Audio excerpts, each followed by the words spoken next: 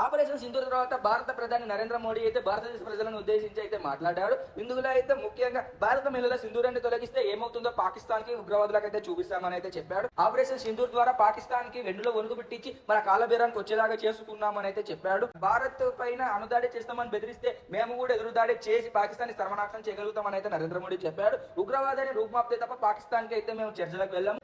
పాకిస్తాన్ అలాగే ఉగ్రవాదానికి సపోర్ట్ చేస్తే పాకిస్తాన్ ని డిస్ట్రాయ్ చేసేదాకా కూడా మేము ఆగమని అయితే నరేంద్ర మోడీ చెప్పాడు.